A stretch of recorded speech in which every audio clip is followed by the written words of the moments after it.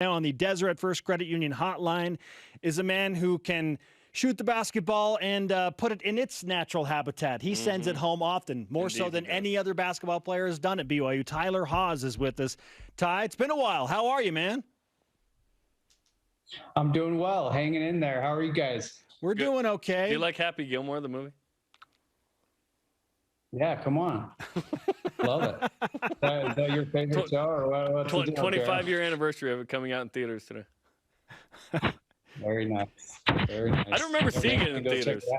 Yeah, I remember. I think I just watched it later. Okay, so here's the plan. We're all going to watch that movie tonight because we still have a few nights to go until BYU has another basketball game, which is a topic in and of itself, Ty. It's going to be 10 days between games. There's always this, the rust situation. Are you buying that BYU will be rusty after a 10-day layoff when they head out on the road against Pacific and LMU?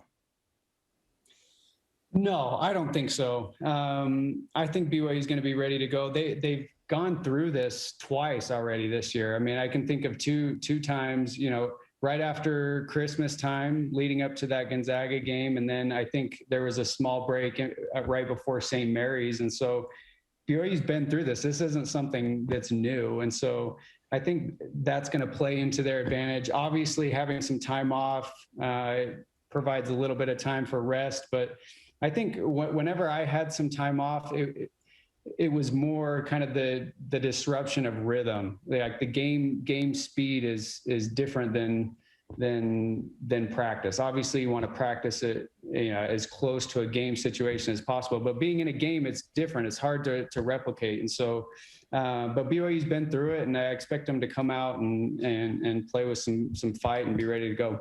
Okay, 2 weeks left in the regular season, Ty, but can BYU improve its seeding in the NCAA tournament? Lenardi just came out and said BYU is the top 8 seed, which is good. A little progress there. BYU's yet to really crack 7, but only 3 regular season games left. So at Pacific and LMU this week, Santa Clara next Thursday, and then the WCC tournament. Now, is Gonzaga going to show up? At this point, I'd be surprised personally, but BYU has a chance to go down there and maybe even win that thing. So do you think BYU can climb a seed line at this point?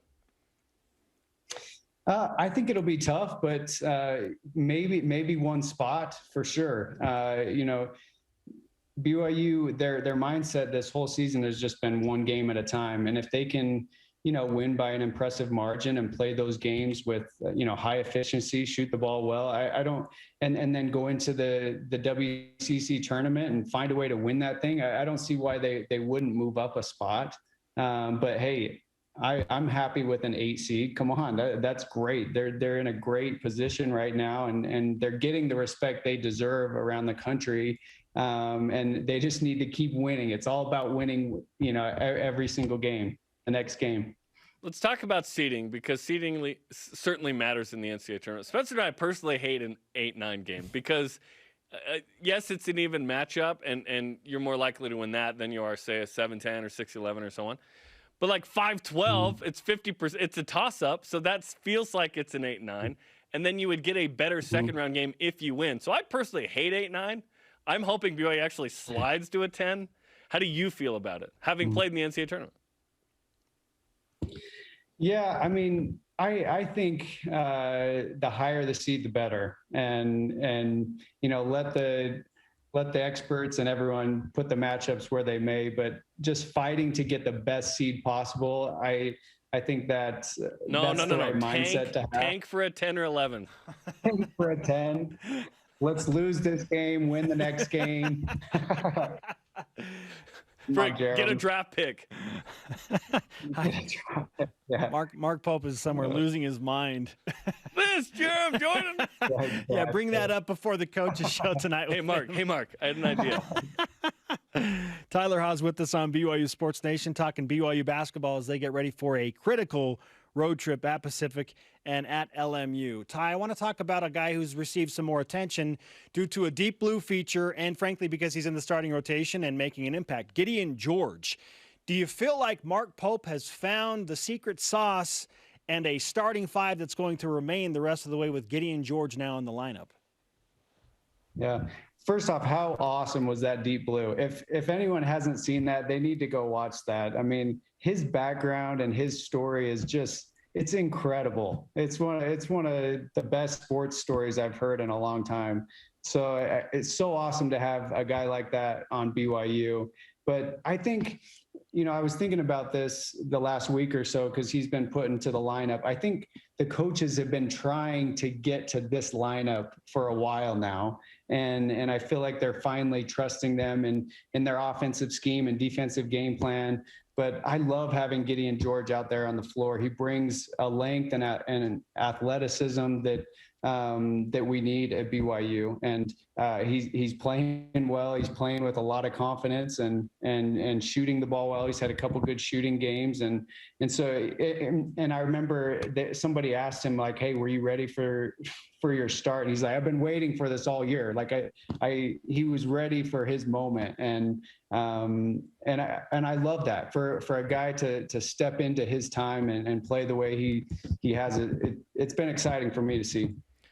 Okay, Ty, what's still unanswered about this team? Because we know what they do well. It's come in spurts by personnel with BYU playing 10 different guys. There was Gideon's had his moment. Richard Harwood's has his moment. Alex Barcelo's had moments here and there. Brandon Averett. It's not the same guys every game per se, which is good. It could also be a struggle when you're looking to a specific person, right? So what's still unanswered in your mind about this team as we get to the end of the season? Yeah, I think a couple of things. First off, the only constant we've seen with this team is the change of lineups, right? There are like lots of guys stepping up and playing different roles, and lots of different lineups starting. It seems like a different lineup every game, but I think going into the last part of this season and the postseason, can there be a group that is more constant and have the coach's confidence? And there are moments of every game where I think there's scoring droughts. That's another big question where guys are looking around. Who's the guy that's going to step up and get the lid off the rim?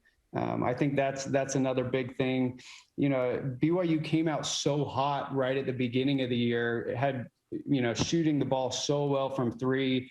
And the last little bit, some of it you have to attribute to game plan and people running BYU off the line. They're not taking as many threes, but can BYU shoot the ball well from the 3-point line and get back to that rhythm that they had at the beginning of the year? I think that will be huge going into the postseason if they want to make a deep postseason run. Yeah, and I agree. That's one concern I have with this team is I don't know where it's coming from per se. I know that Alex Barcelo is capable. There are a lot of capable guys, but we've just not seen the volume. There have only been 4 games where BYU's made 10 threes in a game. This is not last year's team. It doesn't have to be. But when BYU gets in a game where it needs a competitive advantage and it's not happening defensively and rebounding and down low, it's got to be from the perimeter. So and even if BYU wins that first round game, to beat like a top 4 seed, you got to make threes. You just have to. So I'm wondering where it comes from, and we have a couple more games to perhaps figure that out. Yeah, I think part of it is playing fast and not turning the ball over. We've seen BYU get 15, 16, 17 turnovers in some of the games. That can't happen. Got to take care of the ball, take good shots. But we've seen moments of each guy. I mean, Trevin Nell's shot the ball well at times. Alex Barcelo's been great. Brandon Averett's had some huge games, 5 or 6 threes each. Caleb Lohner's starting to shoot the ball better. But you're right, going into the postseason to beat some of these teams, it's going to take rebounding, it's going to take scoring inside, and it's also going to take good shooting from the perimeter. Watching this last Gonzaga game, I was talking to someone saying Gonzaga played a good game. I don't think they played a great game. And if BYU shoots the ball well from 3, they're right in it to the very end. And I thought they matched up so well all the way to the end. They just didn't shoot the ball great, and they got good looks. And it's about shooting it with confidence and believing they're going to go in. Ty, your insights are always appreciated. Again, it's been too long, so let's not have a layoff like the BYU basketball team did. Let's keep this thing going on a regular basis. Ty and I are about to hang out all day, every day during the WCC tournament. It's going to be awesome. I wish you the best of luck. More happen. Yeah, and we'll do that between games. Tyler, great to talk to you, man. We'll do it again soon. Thanks, guys. All right. Tyler Haws on the Deseret First Credit Union Hotline. Deseret First, you know why, we show how. Updating